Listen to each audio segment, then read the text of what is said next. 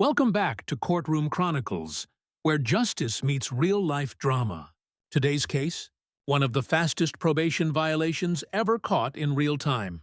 Meet Wesley Weber, a 32-year-old who stood before Judge Thomas just 8 days ago, swearing he had turned his life around. Job, focus, sobriety, all in check. But now, he's back in the same courtroom, and the reason will leave you speechless. The judge suspects Wesley has been using again, and what follows is a brutal interrogation that strips away every excuse and exposes every lie. Stay tuned, because by the end, you'll see exactly why this judge's patience runs out and the gavel comes down hard. Let's dive in. We're here on 25-244 Wesley Weber.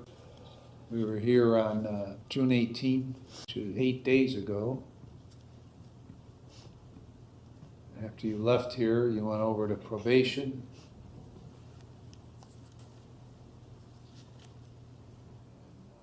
There was a suspicion that you were under the influence of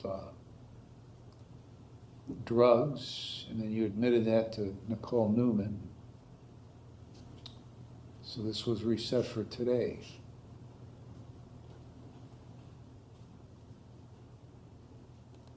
What the hell's wrong with you? You sat here 8 days ago and gave me this song and dance that hanging around the wrong people or some bullshit like that. You hadn't used for a long time. The job was great and you were getting focused. I asked you a question during the course of the plea if you'd used drugs or alcohol in the last 48 hours, and you told me no.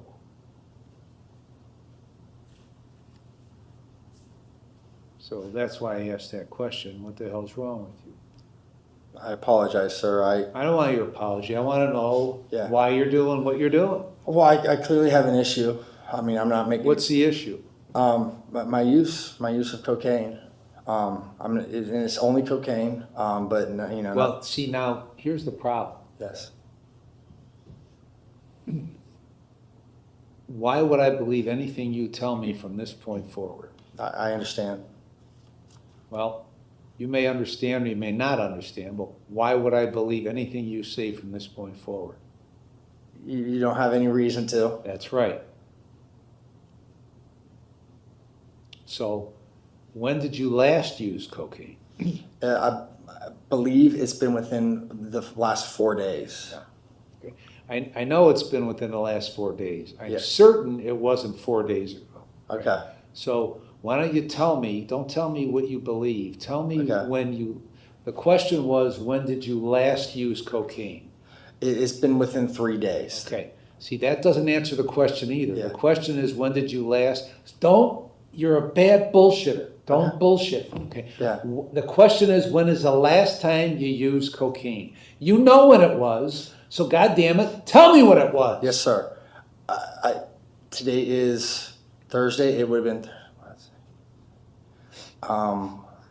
Tuesday. Is that a question or an answer? That is an answer. Okay. Tuesday when? Afternoon. Where? At work. At work. Yes. This revelation is wild. Wesley just admitted he bought and used cocaine at work.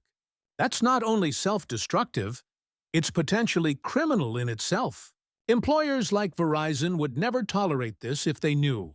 And yet, listen to how calmly he says it, as if it's no big deal.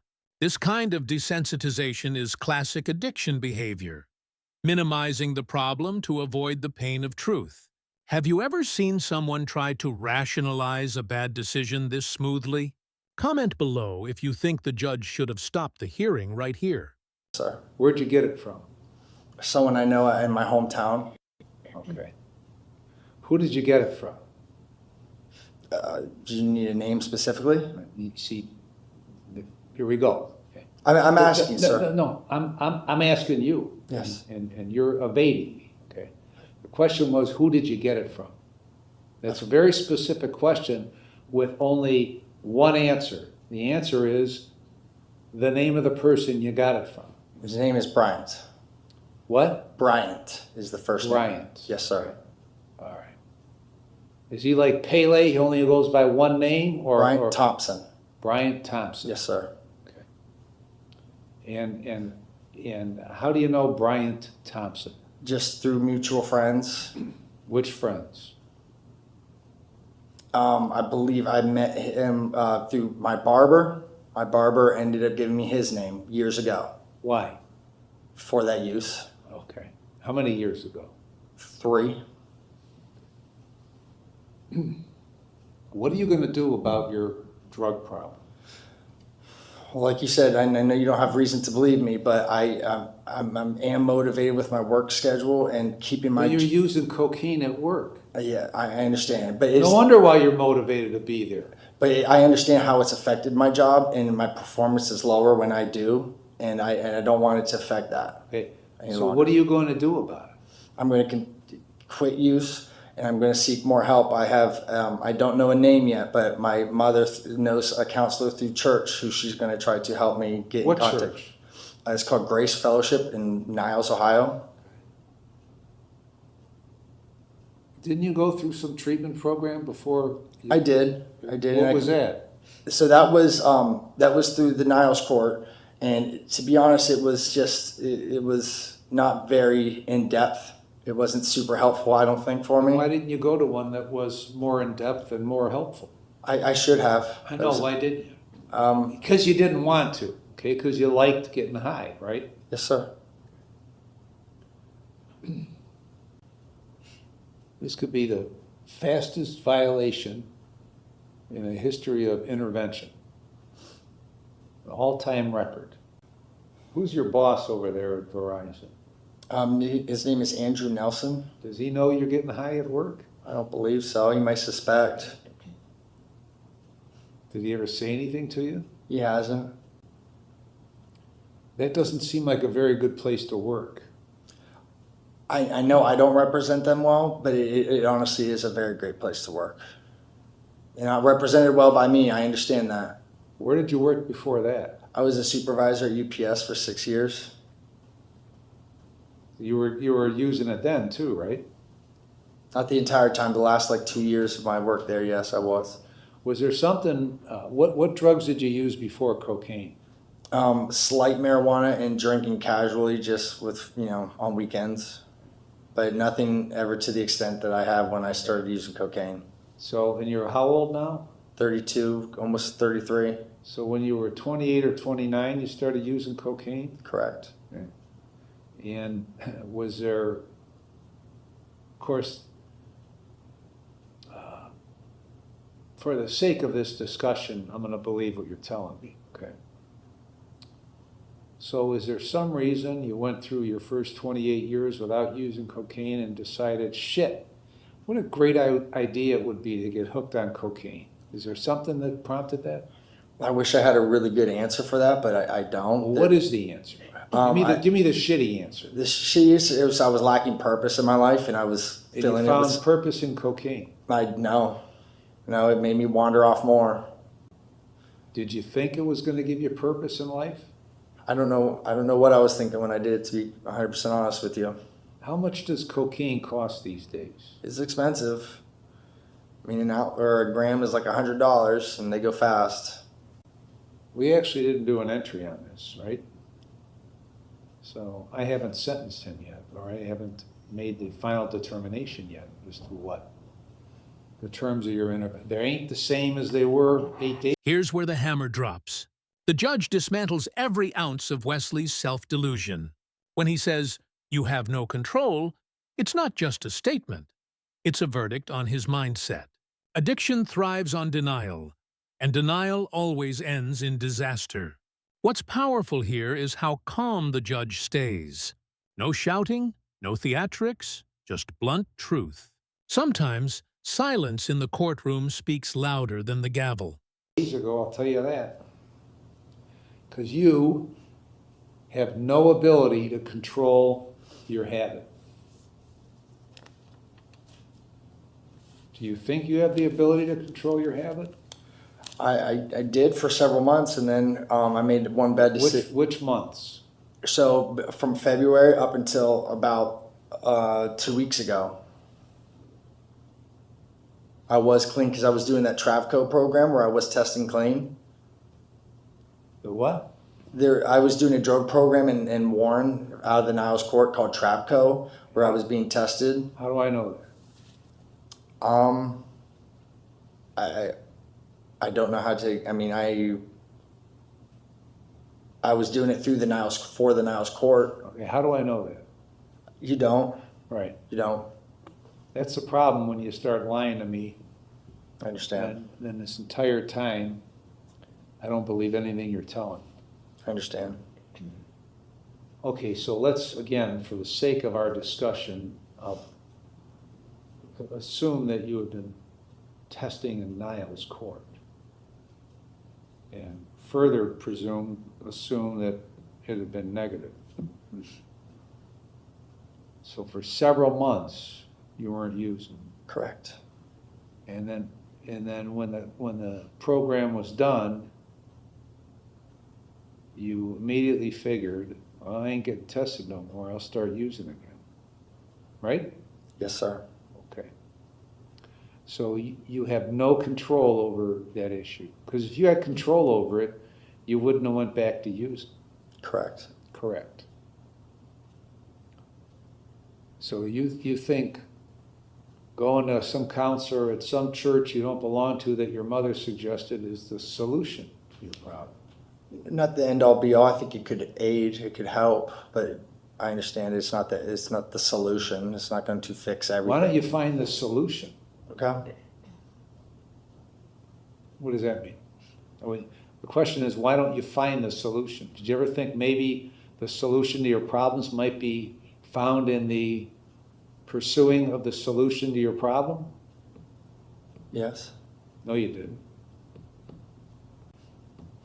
Ms. Tomaszek, anything you'd like to say? When the defense attorney asks for one more shot at intervention, you can feel the courtroom's tension tighten. The judge knows he's being asked to trust someone who's already broken that trust. Defense attorneys often play the hope card, appealing to the judge's humanity. But here, the evidence is overwhelming. Even the probation officer admits it's easy to tell he's high today. This is one of those moments that separates justice from sympathy, and the judge is leaning hard toward justice. Just briefly, Your Honor, since Mr. Weber technically wasn't sentenced, I would just like to ask the court to allow him one more opportunity to do the intervention in lieu of conviction. I do believe Mr. Weber needs much more treatment than he sets out. So we'd just like to ask the court to allow him one more chance at the intervention in lieu and maybe a little more stricter conditions, Your Honor. Thank you. Ms. Randallson, anything you'd like to say? Well, I do want to say, Your Honor, that when Wesley interviewed with me, he was not high. So that's why it's so easy to tell that he was high previously and that he is high today. It's totally different than me. And although it might not be what Mr. Weber wants, I think that maybe the jail treatment program would be What in your telephone under what's the contact information you have for Bryant? I would have to pull out my phone in order to, you mean the actual number? No, just pull out, tell me when you go to, what's he under, Thompson? Correct. Okay. Did you want me to do that, sir? No, Okay. I just want to know what it was under. I mean, it probably wouldn't be a bad idea to delete it. I would do that right now if you want me to, sir. The terms that were put on the record, that not yet adopted by judgment entry on June 18th are rescinded. That's where you were placed on the 1-year plan with 2 days in jail, no drugs or alcohol, felon employment. So the new terms, you're going to stay on the intervention for 4-year plan 47 days in jail with credit for 2. The last 30 days, you're going to be in the jail treatment program and complete it, follow all recommendations. You're going to get a mental health evaluation, follow all the recommendations. You're to have no drugs or alcohol in your screen. You attend at least 3 AA or NA meetings a week and get a sponsor. Obtain and maintain full employment, pay the costs and supervision fees. Ms. Randallson, any other terms of the plan? No, Your Honor. You understand the terms of the plan? I believe so. Is there anything you don't understand? Does that mean I go to jail? Yes, it does.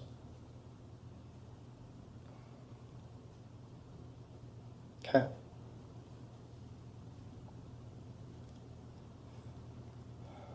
You don't seem to think you have a problem, I understand. or you seem to think that you have a problem that you can manage all by yourself, and you can't. You're not even close.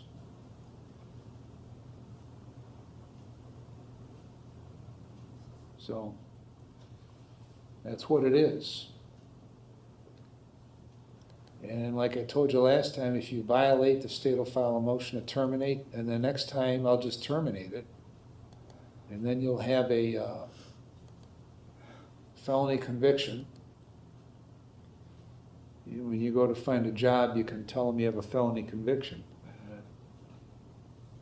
They'll probably ignore you. So that's one alternative. The other alternative is you can attempt to get your act together, and then And there it is, the final gavel. Judge Thomas makes it crystal clear. Keep using, and next time, it's a felony conviction. Wesley walks out with a choice: find purpose or keep losing it. This case is a powerful reminder that second chances mean nothing if you don't respect them. The courtroom doesn't punish, it reveals. If you found this case as shocking as we did, make sure to hit that like button, share your thoughts in the comments, and subscribe for more jaw-dropping courtroom breakdowns every week. Until next time, stay sharp, stay informed, and stay out of trouble.